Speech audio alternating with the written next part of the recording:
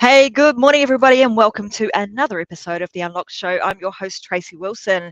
As you know, right here on The Unlocked Show, we talk about all things when it comes to business, family, and life. And in today's session, we want to talk about how you can actually, or is it even possible, to cure things like long-term chronic illnesses. How do you heal your body using your mind? How do you actually do that? And is it even possible? And I think you guys are going to be super intrigued by my very special guest today. I absolutely love her. She jumped online, we had a bit of a chat, and I think she's just the bee's knees. So I think you guys are going to really enjoy what she has to talk about. So if you're someone who's been suffering from, chronic illness or ailments in your body for some time, you really do need to listen to what Dawn talks about. As somebody who is a success guide, an intuitive, a certified holistic therapist, the owner and founder of Alleviate Pain. She was actually also a chronic pain sufferer herself for over 31 years. And she used to take somewhere in the vicinity of 13 odd painkillers a day just to be able to get out of bed and actually function. She had to learn how to walk again, even though doctors told her that she was going to be disabled for the rest of her life. So, that being said, I'm not going to give you away all of her secrets right now because I actually think you're going to love listening to what she has to say. I want to introduce her and welcome her to the show. So, welcome to the Unlocked Show, Dawn. It's fantastic to have you here. Oh, thanks, Tracy. Thank you for having me. I thought you would love her accent. I absolutely did. As soon as she started speaking, I'm like, oh my God, she sounds like I can hear, my grandmother in her voice. So I absolutely love to hear her accent when she jumped on. So, Dawn, tell us a little bit. I mean, you've got a really interesting backstory, right? So, tell us a little bit about that and what was going on, those 30 odd years of chronic pain. What was going on with you?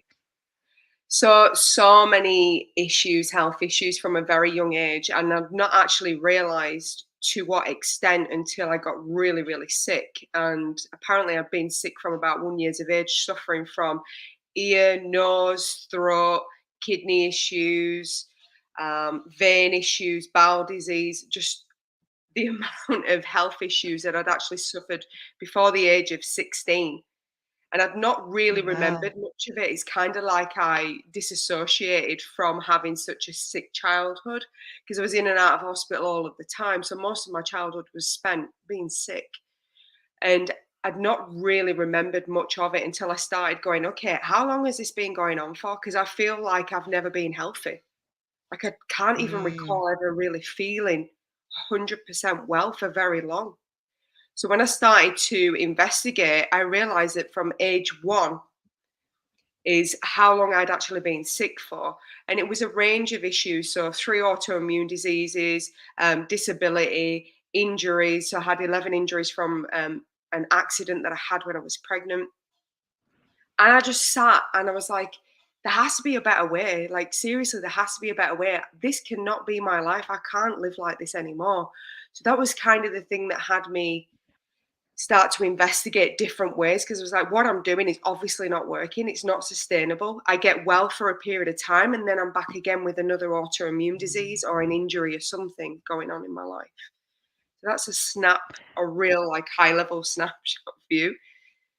Yeah, and I suppose you got to that point where you're just like absolutely fed up of and sick and tired of being sick and tired all the time. So you get to a point where you're like you said, this just cannot go on. What the heck is going on? I need to start figuring this out. And obviously, over that long period of time, I can only imagine the number of doctor's visits and specialist appointments that you would have gone to, only to find yourself having to take more and more and more drugs and prescription drugs to try and curb or mask whatever was going on. That's And exactly so right. at that point where you were like, oh my God, what do I? Ugh, there's got to be a better way. Talk me Mm. through like what was the process there, and where did you go to start trying to figure out what was going on with you?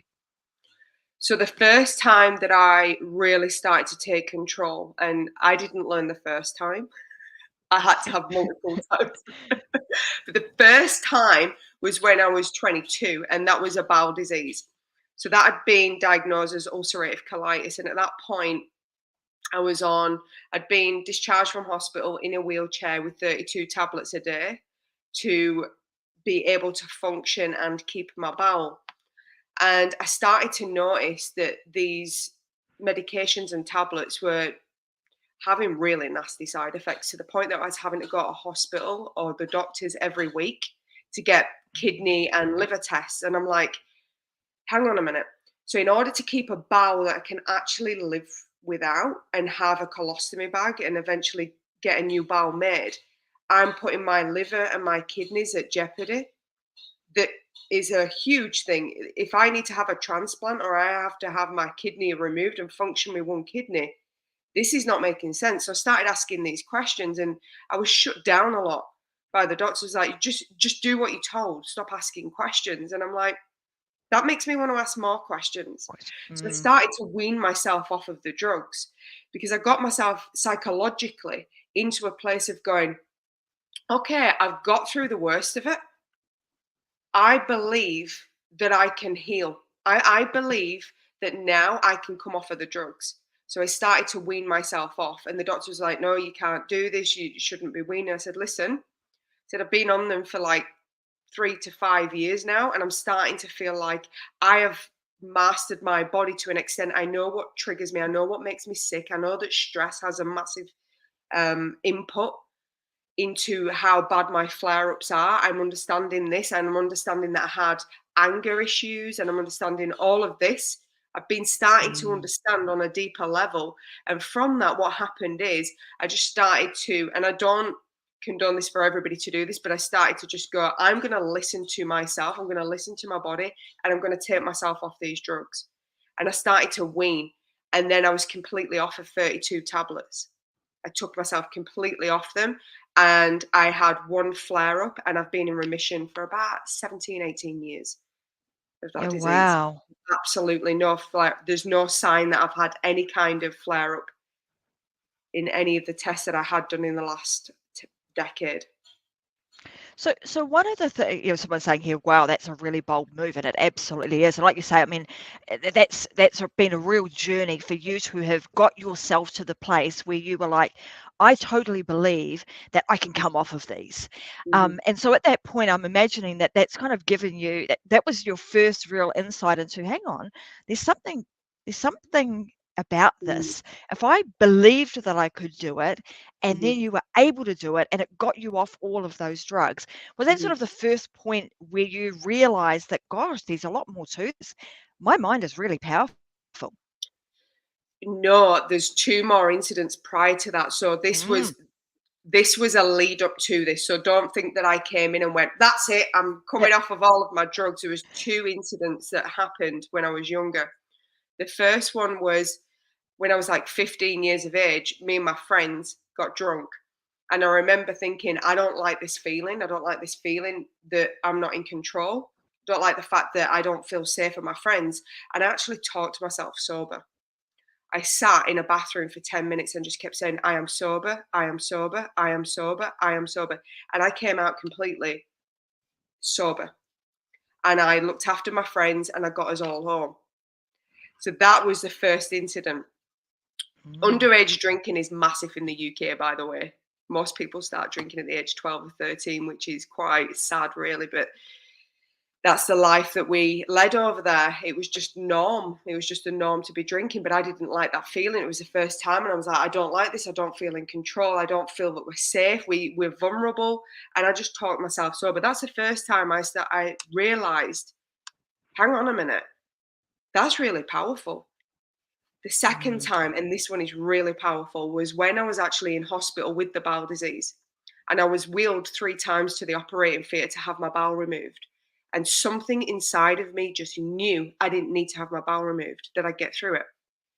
I just knew, had this absolute knowing. And I was discussing it with the surgeon, the doctors, the nurses, and they said, I've never in my entire career, this was a surgeon, he said, I've never in my entire career met someone who is so certain that they don't need a procedure. After the 3rd attempt, we're not gonna even We're not talk to you. touching you. Yeah. We're not I wouldn't sign the declaration, because I was like, I don't need it. I don't know why you won't listen to me. I know that I can heal from this. I just have this absolute knowing. I can't describe it to you. I just know that I don't need my bowel removing. And I was talking to my bowel every day, multiple times a day. And I'm Mm. going, I trust that you can heal, body. I know that you're healing. I know that you are. So I'd use that from before. And I use that to talk to my body. And I walked out with my bowel. And I still have my bowel.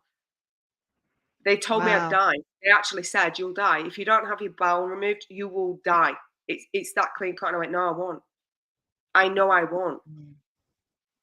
It's that level of certainty that, and this comes from listening to yourself and not listening externally all the time. We give our Mm. power away to other people to answer our questions about our body. No one knows your body better than you if you start to listen. So I'm intrigued now. I want to know like more Yeah. about that. When we Mhm, talk about listening to our body, let's mhm. talk about that. What do you mean by Yeah. that, and what are some of the signs that you should be listening to?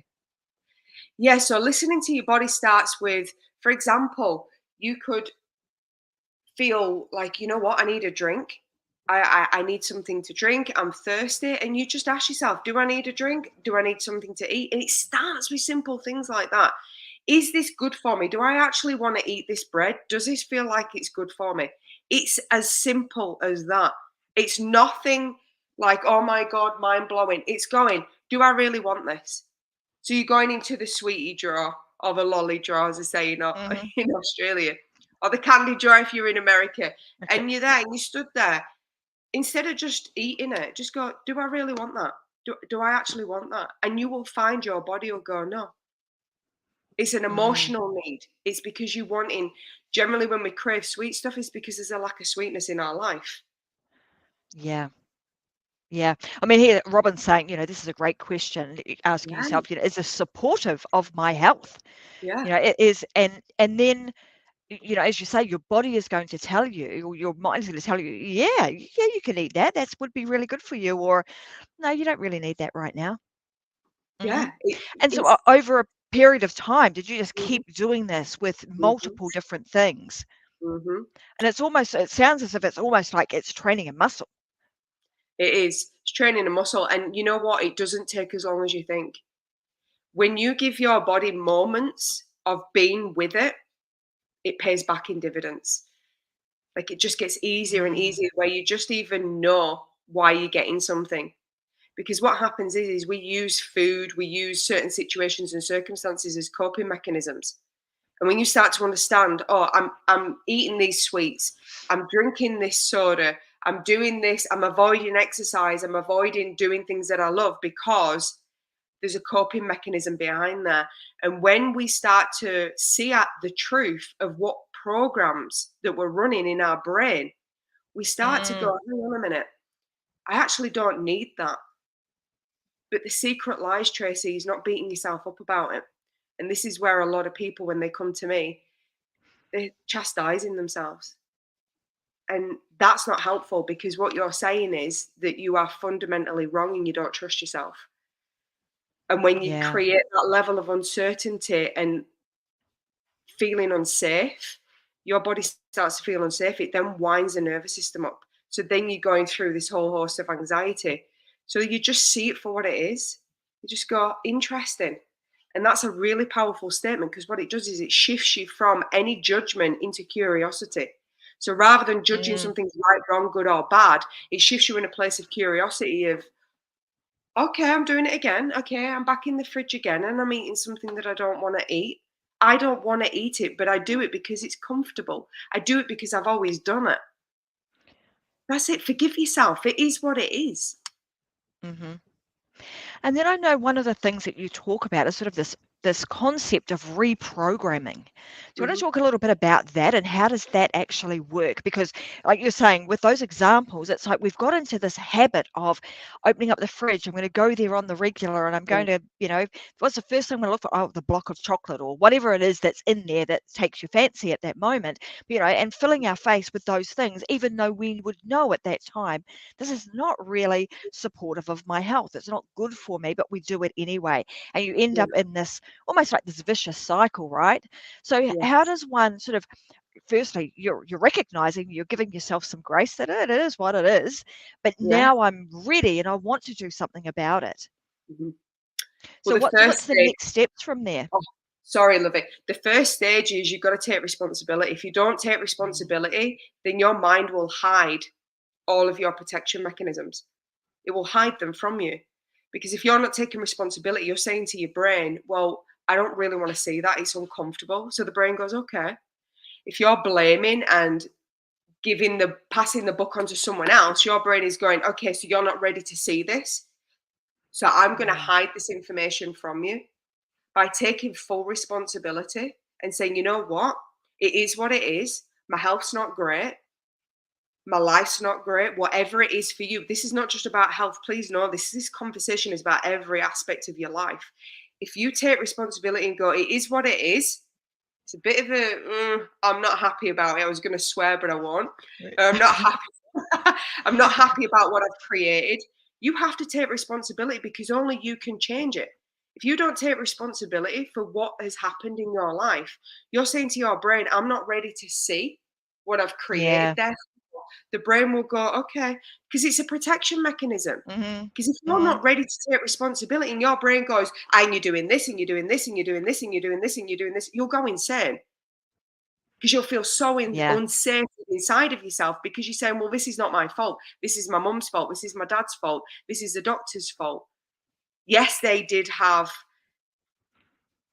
part of the process, but at the end of the day, you have to, at that point, draw a line and say, yes, it happened, but now it's not going to happen because I'm going to learn from it. Mm. Then there's the acceptance. You've got Powerful. to accept it.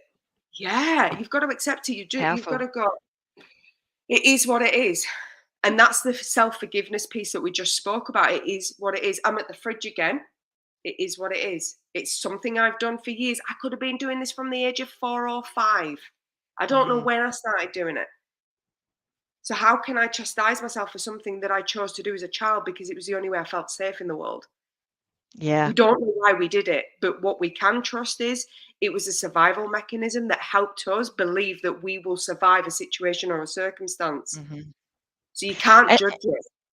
and I think that is powerful in itself, is to recognize that we do things at a certain point, at a certain time, not to be harmful to ourselves, but to actually protect ourselves and to keep ourselves safe. So when you Mhm, sort of look at it from that point of view, you can give yourself some grace. You can allow yourself to forgive what realize that what you did was to be beneficial to you in that moment. And now you're moving forward, you're recognizing that, you're taking responsibility for it. And now you can start working on, like you say, I mean, simple as that self-talk, telling mhm, yourself the good mhm, things over and over and over again until it becomes a real habit across multiple areas of your life. And like you say, this isn't a conversation just about how do I heal myself from chronic illness. This could mhm, be in any area of one's life. But I think the chronic illness is it's a really interesting thing because I've recently been Dawn was actually supposed to be on the show a couple of weeks ago, but unfortunately I had to postpone because I was back in New Zealand visiting some of my family at the time and wasn't able to do the show. But one of my cousins who's been critically ill for a long, long time, and I find this really intriguing. I got to see him and he's actually looking really well. But you talk also about healing this chronic pain through our emotions. And mm, I'm hoping I will be reaching out to him and saying, hey, you should have a bit of a listen to this because who knows, it might be some, there might be some there will be some helpful things within this show, I'm mm, sure, for somebody like him. So whenever I do a show like this, I'm always thinking of certain people in my life that I think certain things would help. So I'm really going to focus on he today, and hope that when he does listen to this, that he's going to pick up some really mhm, beneficial things that it will help him. Likewise with everybody else that's listening. But chronic pain, when we talk about this from an emotional standpoint, and mhm, I think what you've found somewhere along the line is that the chronic pain is almost the manifestation, is the thing that bubbles to the top, that is mhm, actually being caused by some form of emotional, call it imbalance, I suppose, is what I would, some whether it's Yeah. a trauma, whether it's something that's gone on that Mm. is kind of throwing your system into an Mhm. unbalanced state. Do you want to talk a little bit more about that, and how does that actually work to try and get to the root cause of what a problem of the actual problem itself? Yeah, so basically what happens is when we give our power away to our emotions and we believe that we are our emotions, we become scared of them.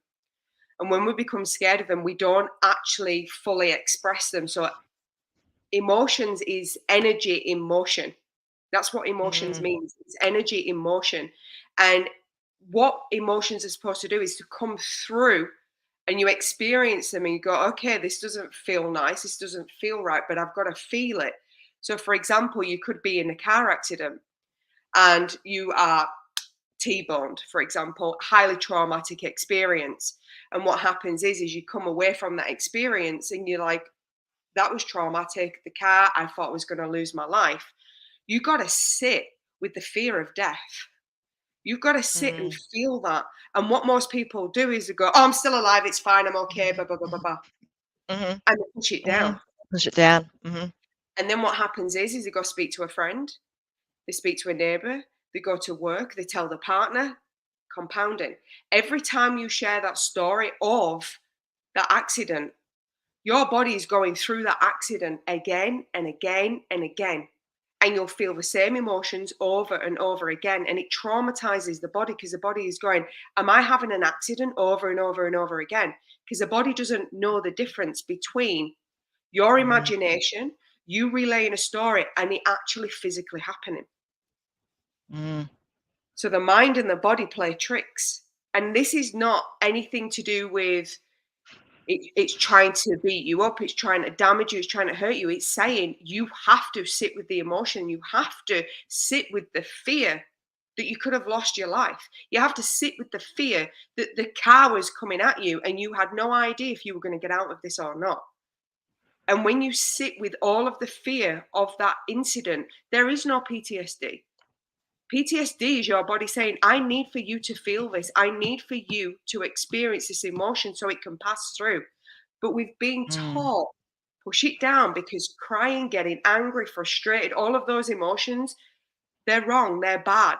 They're not. They're just an experience that's coming to you, that's coming through an emotion where your body is going, oh my God, we could lose our life right now.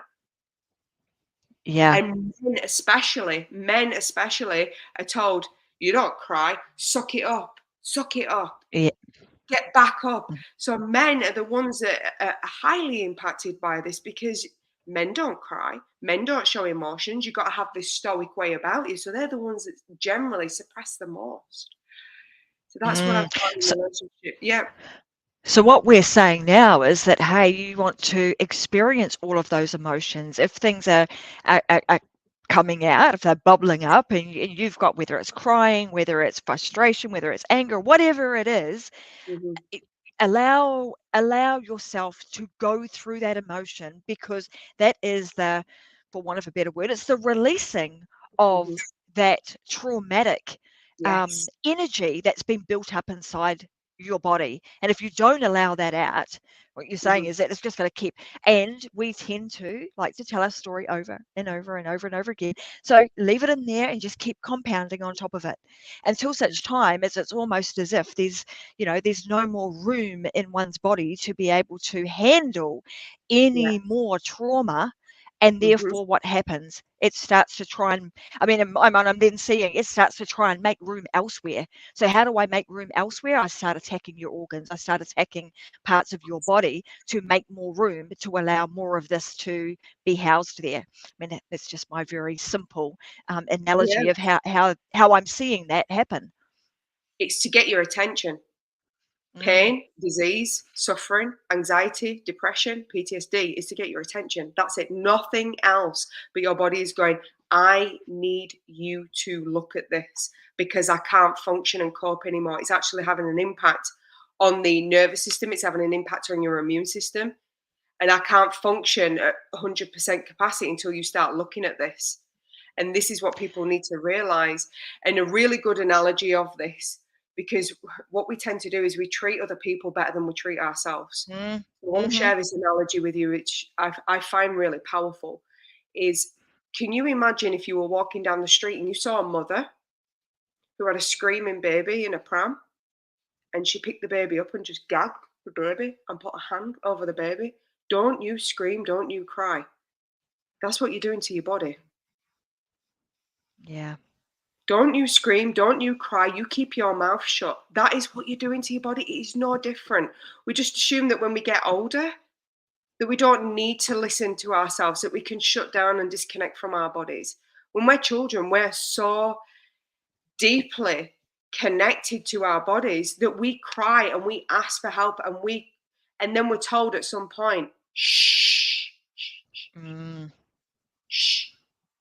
And then we just start doing it to ourselves because it's done to us so many times that we do it to ourselves. And yeah. that's how it starts. So please know that you've not done anything wrong. You've not done anything wrong. And this is where the acceptance and the responsibility comes in. It's your responsibility to change your future. But the acceptance is, it is what it is. What's interesting about this, when you start talking about it from a, internal point of view, having a relationship with oneself. And Mhm. if you think about it from the perspective of, if you had a relationship with your husband and he's saying, your things are not right, I need more of your attention, or whatever the case may be, what do? You stop, you listen, in most cases, stop, you listen, and you do something about it. Yet when we tell ourselves, our body is telling us the same things, like you say, what do? Shush, I've got other things to do. I'm busy, or you Mm, just completely ignore it. I mean, if you actually did that to the ones you loved, to your closest and dearest people, they would not be there for very long. They would up and leave, and that's essentially what you're doing to your body. And you're saying to it, "You don't matter. I'm not really interested in you. You're nothing to me. So therefore, I don't need you." So it starts to up and leave. So I mhm, think this is really super powerful to just sit in those moments, feel whatever's going on, mhm. accept that it's happening, and allow the emotions to flow. Yeah, it's that Mm, simple. We get in here too much though. And that's what I help people with, is to wire the brain for health. Because most of us are mm. designed to break down our bodies, not to heal them. That So is the big so thing. Yeah. in that case, because that's really interesting, right? So if we're Mhm, wired to break down our body, mhm, let's talk about some of the, like, what do you see when you say that? mhm, What do you mean, and what behaviors are you seeing? Because you've mhm, worked with loads and loads and loads of people that have mhm. been doing that for many, probably for decades, right? And Yes. to get themselves to the point where they've got this chronic disease, or some ailment that's not good in their body. Mhm. What are you seeing? What's happening? What's going on? How do you identify that? Well, a lot of people would have heard of it as the imposter syndrome. Now, I don't Mm, believe it's an imposter. What I believe is that you have, over the years, collected so many stories and situations and circumstances about who you are as a person. And you've made this false belief, this false premise, and this false perception of who you are. And you've decided that's who you are on a daily basis, and you keep choosing that. So, for example, you may have been in a relationship and they told you you were worthless, you wasn't good enough. It could have been your parents, it could have been a work colleague, it could have been anything. And at some point, you've made the decision that it's true. mm, But then you've said to yourself, that's true. And the thing is with this is, we've done it so many times that when people say the imposter syndrome, I want for you to reframe that and go, this is telling me the lies that I'm telling myself. mm, That's all it is. It's not an imposter. It's me. I've stacked evidence and stories of this identity of who I am, and I'm carrying it around, and I'm playing it constantly. It's like a radio station. It's playing the same song constantly over and over again. You're worthless. You're useless. In however that language is, because when you were a child, you did something, and you carry this burden around. And then this imposter syndrome takes over. But what it's doing is, again, everything is working for you. It's going, hey, You're saying all this stuff to you and you're wanting to create this life. This is not congruent. You Yeah, need to there's look at this. Can you mm, please just stop and listen to what you're saying to yourself? So what do? We listen to meditations. All you need to do is just listen to that noise and go, oh, that's interesting. Wow, listen to what I'm saying to myself. That's what meditation is mm, going inside of yourself, and however that shows up, it could be beautiful, it could be ugly, it could be anything. It's different every time you go in. So when people say, I mhm. want to learn how to meditate, all you do is just listen to that and go, is that helpful? I want this. And this is saying this is not incongruent. So I am never going to create it. And this is where people, they go, I want to be healthy. I want to have healthy habits. I want to feel good. I want to have a good relationship. I want to have a thriving business. And it's all of these areas because it's all interconnected. It's Mm. how you generally see one thing, is how you see most things. And then you've got this story running, well, you're not good enough. That won't be perfect. Oh, you won't get that done. Da, da, da, da, da, da. And it just goes on and on and on and on. Mm. That mind cannot get you this. Impossible.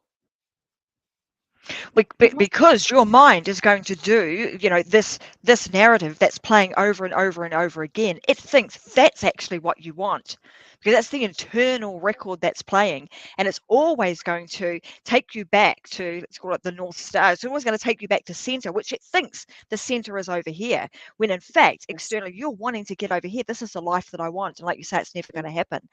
So, I mean, it's such a fascinating thing. And I want to talk about this because a while back, I did a program, you talking about just sitting for a moment, talking about this whole meditation, and I've got to, find some, um, you know, um, music that I need to listen to, or some kind of guided meditation, where all you're saying is just sit for a while.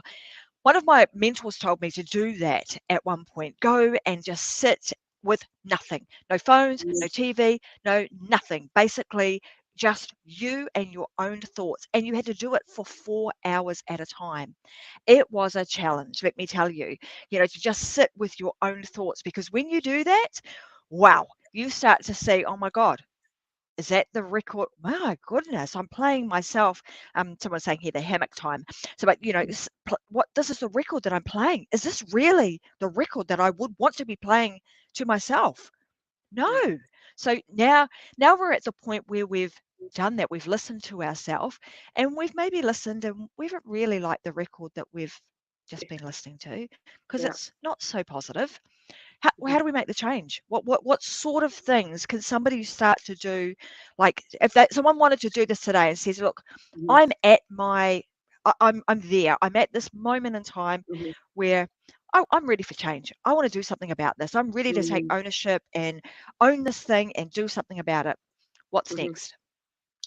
So what I want to share is my understanding through running pain clinics and through the method that I created is that when you want to make these changes, you have to be consistent. And what that means is you have these programs and structures that's saying, I'm not good enough, I am stressed, I'm anxious, I'm under pressure all of the time. So you've created a brain and you've created mechanisms of stress and a stress Mm, response because most of us are just here to survive. We've programmed our brains for survival. That breaks down the body. So you're saying, I want to thrive. So what you've got to do is you've got to go, right, okay, I've got neural connections and pathways that are wired for me to survive. I need to change the biggest ones that are going to collapse the rest of them so that I am in this place of thriving. So, what is it that annoys me the most in life? What is it that really gets me upset? What gets me angry? What has me agitated? What areas of my life am I not happy with?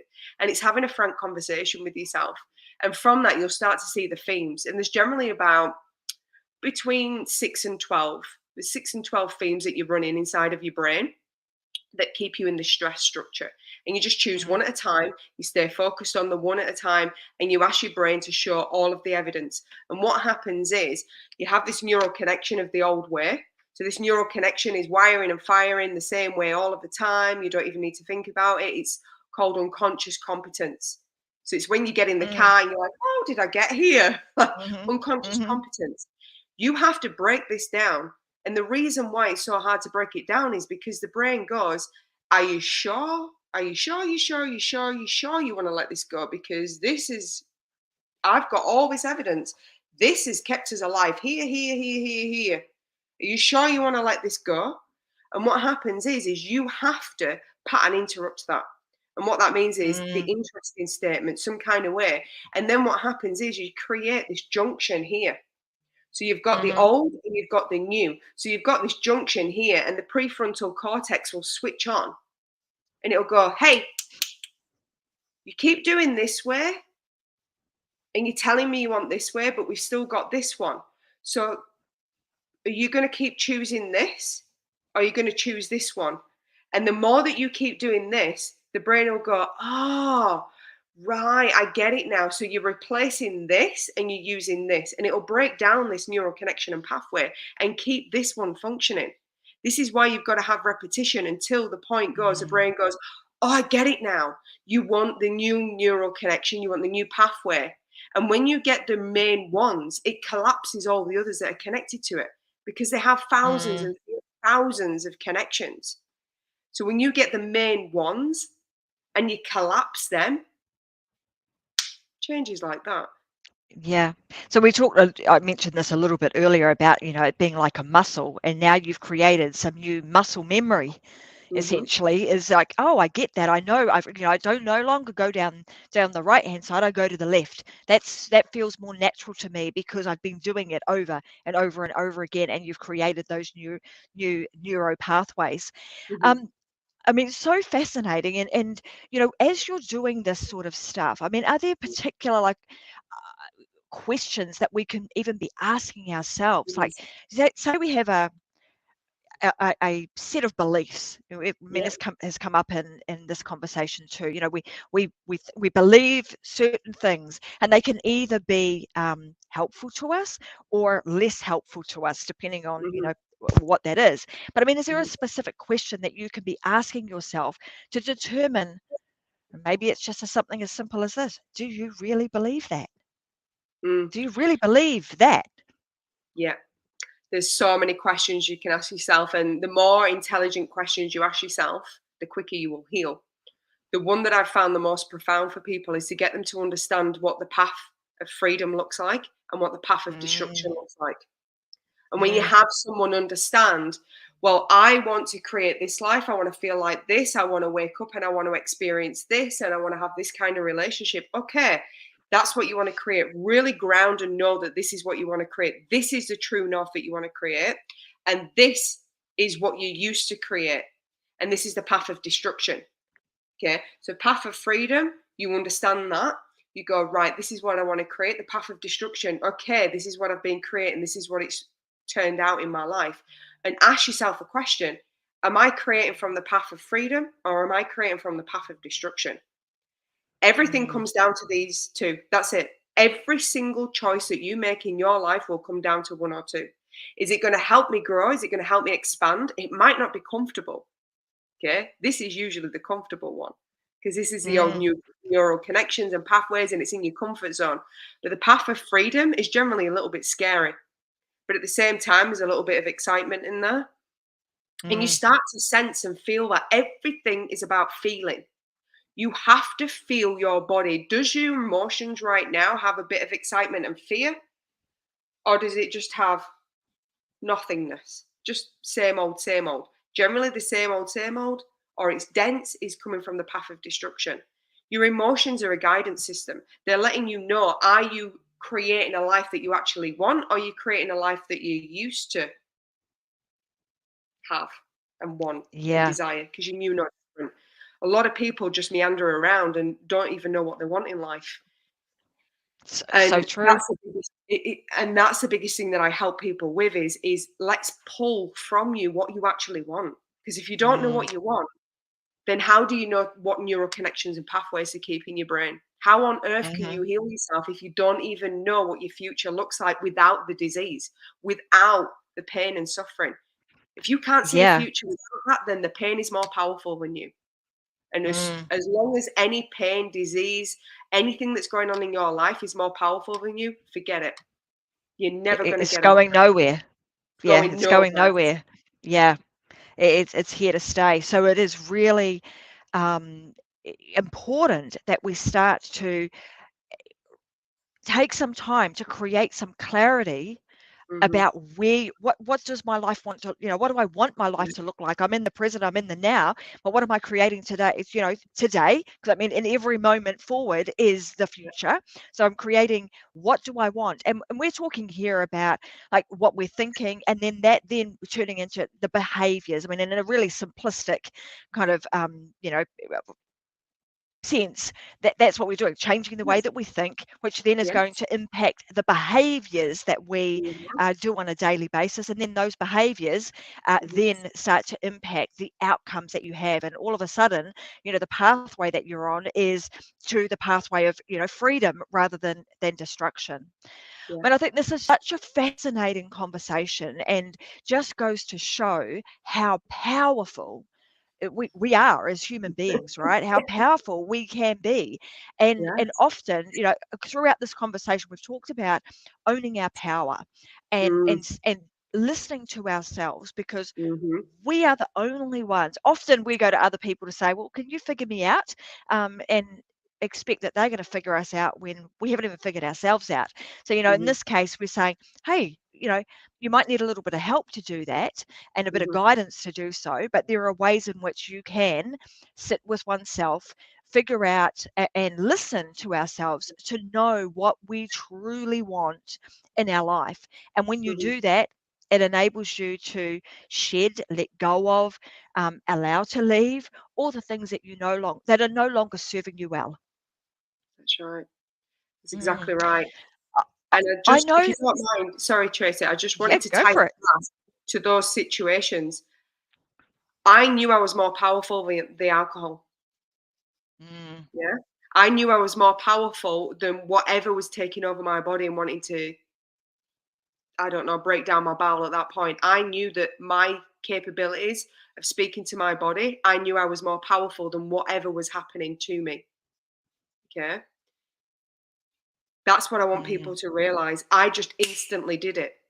Okay. I had no resistance. There were no neural connections and pathways because I'd stacked evidence. Hang on a minute. When I was younger, I did that. So if I did it there, can I do it now? I had evidence that it worked. yeah. That's how it works. It compounds and it compounds and it compounds and it compounds.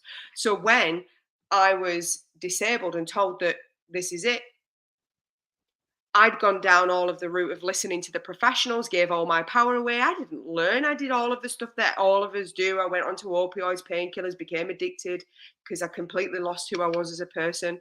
I had a newborn child. I didn't even know what my identity was anymore. I lost who I was. So I Mm, lost access to that powerful me. But when I made the decision, this is not my life, I am more powerful, guess what? I created the same situation and circumstances I've done the other times. It's the resistance that you have, and the resistance that you have is inside of you and it's in here. yeah. That's how your brain can heal you. That's how your mind can heal you.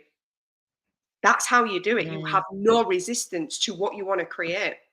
And if you have mm, all these things and all these stories telling you exactly the opposite of what you want to create, you will never create it. mm, So you've got to ask yourself the questions and you've got to be honest and you've got to go, you know what? I'm just ready to be shown and seen, brain, where I'm stopping myself from thriving. I'm ready to receive it. I'm ready to see it. I just mm. felt like I wanted to tie that up, Tracy. Sorry. Oh, no, thank you very much for doing that, because it makes so much, that makes such a lot of sense. And I know that people who are listening today, some may be sitting there thinking, gosh, I'm ready. I want to do something, I want to do something about this. And Mhm. most likely they're going to want to know, what else does Dawn do? How do I connect with her? Can she help me? Where is the best place for them to go, Dawn, to see what else you do, and maybe to Mhm. even connect with you further to see if you in fact are able to help and give them some guidance on how Mhm. they too can take back their power to Yeah. change the trajectory of their lives. So there's two ways. The first way I want to share is my business Alleviate Pain. This is for people that want to go through a self-managed process and learn what I've been talking about, but in depth, so that your brain comprehends and understands that you are trying to heal yourself, that you are Hmm. going down the right path. And there's tools and techniques in there so that you can master your mind. Therefore, you can heal your body and heal your life. And on there, there's actually a meditation. And what this meditation does, and I'll give you the details, it's like a little mini meditation course. It helps you to connect to your heart. And when you connect to your heart, you can start to understand what it is that you want to feel, what you want to create, and what the resistance is. So that's a really good start for people to go onto there. And that's alleviatepain.com.au, and that's freebies, FREEBIES. That's where you're going to get information there in relationship to that meditation, and look through the programs. There's many programs there that can help you get through. If you're wanting to have like one-on-one access to myself, then go onto my website, which is dawncady.com.au. And on there, what I do have is lots of information to help people. So the 6 stages that I spoke about, I just touched on it. There is a full program there for free that takes you through the process so that you can actually ask yourself these intelligent questions. Like I said, the intelligent questions is what is going to help you heal. And if you go there, it's dawncady.com.au, and that's /healing-path. Okay. Okay, let me And just what put that that in does there. is it gives you the path to help you be able to help yourself.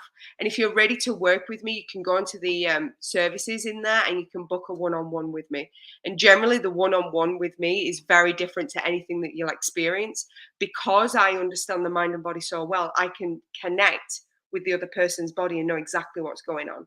I know exactly what's going on in the mind. So it's like a bypass of maybe 7 or 8 years of work, 3 or 4 years of working with somebody one-on-one.